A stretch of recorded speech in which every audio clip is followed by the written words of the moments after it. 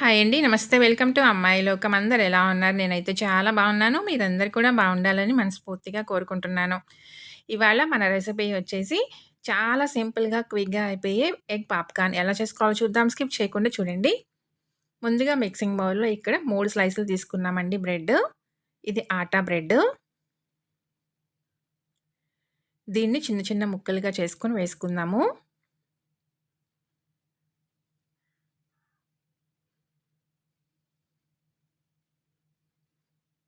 ఒక 2, 3 టేబుల్ స్పూన్లు మాత్రమే నీళ్లు వేసుకుందామండి. కొంచెం మనకి బ్రెడ్ అనేది మెత్తపడాలి. అంతేనండి. దీన్ని మంచిగా కలిపేసుకుందాము.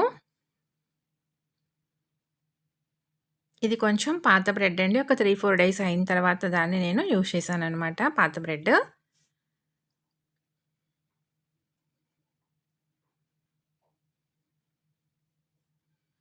చూసారు కదా! ఇలా చక్కగా మనకి సాఫ్ట్‌గా వచ్చిన తర్వాత 2 గుడ్లు మనం ఉడకపెట్టుకొని పక్కన పెట్టుకున్నామండి. దాన్ని తురిమేసుకుందాము. చీజ్ గ్రేటర్‌తో తురుముకున్నామనుకోండి మనకి చక్కగా ఫైన్‌గా వస్తుందనమాట.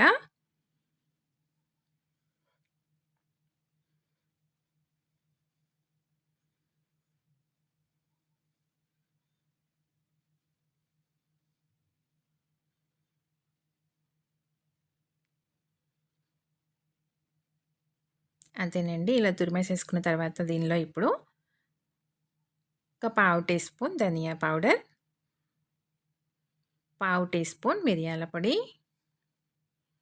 అర టీ స్పూన్ జీలకర్ర, పావు టీ స్పూన్ కంటే సగం అనమాట తక్కువ గరం మసాలా, పావు teaspoon red chilli flakes, ఒక టీ స్పూన్ అల్లం వెల్లుల్లి పేస్ట్ అండి, సన్నగా తరిగిన కరివేపాకు కొంచెం, 2 పచ్చిమిర్చి తరిగి తీసుకున్నామండి, ఒక సన్నగా తరిగిన పెద్ద ఉల్లిపాయ, సన్నగా తరిగిన కొత్తిమీర కొంచెం,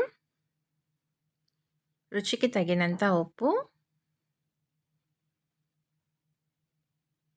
మొత్తం మంచిగా కలిపేసుకుందాము.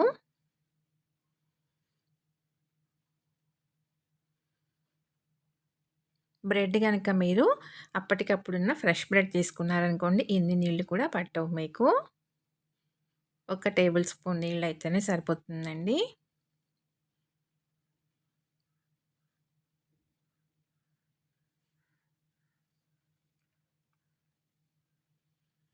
ఇలా మొత్తం కలిపేసుకున్న తర్వాత ఒక టేబుల్ స్పూన్ బియ్యం పిండి వేసుకుందాము. ఒక టేబుల్ స్పూన్ కార్న్ ఫ్లోర్ తీసుకున్నానండి. మీకు కావాలంటే 2 టేబుల్ స్పూన్లు కార్న్ ఫ్లోరే తీసుకోవచ్చు. కార్న్ ఫ్లోర్ వేసుకోవటం వల్ల మంచి క్రిస్పీగా వస్తుందండి పాప్‌కార్న్ అనేది.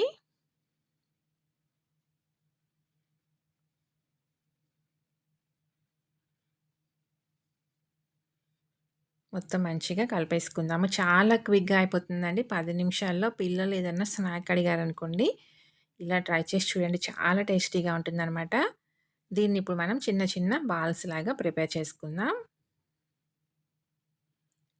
మీకు నచ్చిన షేప్‌లో చేసుకోవచ్చండి. కట్లెట్ షేప్‌లో కూడా చేసుకోవచ్చు.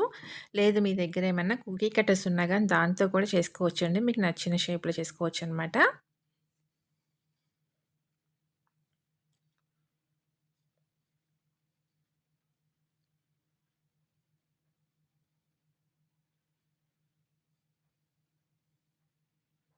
అంతేనండి. అన్నీ ఇలా రెడీ చేసేసుకొని తీసుకుందాము. ఇప్పుడు వీటినొచ్చి బ్రెడ్ క్రమ్స్ తీసుకున్నామండి. దానిలో రోల్ చేసుకుందాం. ఈ బ్రెడ్ క్రమ్స్ వచ్చి అన్ని పక్కల మంచిగా కోట్ అయ్యే విధంగా రోల్ చేసుకుందామండి.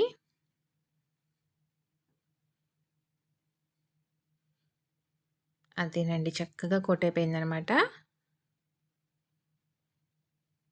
చాలా సింపుల్‌గా, క్విక్‌గా అయిపోతుంది. టేస్ట్ అయితే చాలా అంటే చాలా బావుంటుందండి. ఈవినింగ్ టీ టైమ్‌లోకి ఒక మంచి స్నాక్ రెసిపీ అనమాట. అన్నీ ఇలా రెడీ చేసుకున్న తర్వాత కడాయిలో మనకి నూనె వేడెక్కిందండి. పట్టిన నూనె వేసుకొని చక్కగా 2 పక్కల ఎర్రగా కాలేటట్టుగా కాల్చి తీసుకుందాం.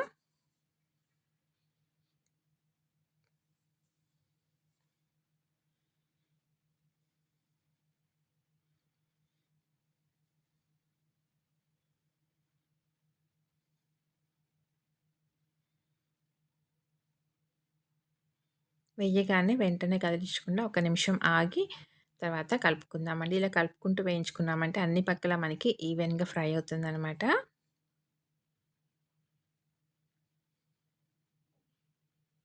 పచ్చిమిర్చి అనేది కారం ఎక్కువగా లేవండి. అందుకని నేను మిరియాల పొడి కూడా పావు టీ స్పూన్ వేశాననమాట. పచ్చిమిర్చి కారంగా ఉన్నాయనుకోండి దానికి తగినట్టుగా మీరు అడ్జస్ట్ చేసుకోండి.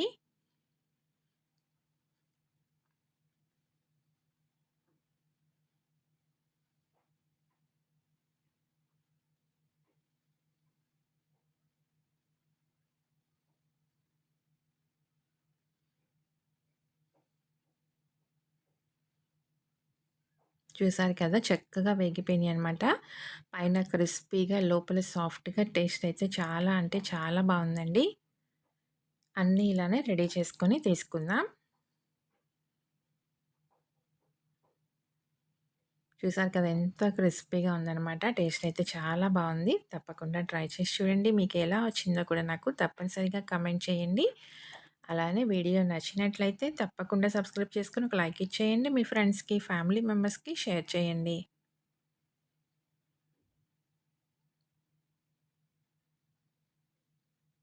ఒకటి ఓపెన్ చేసి చూద్దాము. చూడండి పైన మంచి క్రిస్పీగా ఉందనమాట. లోపల సాఫ్ట్‌గా చాలా టేస్టీగా ఉంది. తప్పకుండా ట్రై చేసి చూడండి. ఈరోజు రెసిపీ అయితే ఇంతేనండి. రేపు ఇంకో కొత్త రెసిపీతో మీ ముందుకొచ్చేస్తాను. Thank you for watching.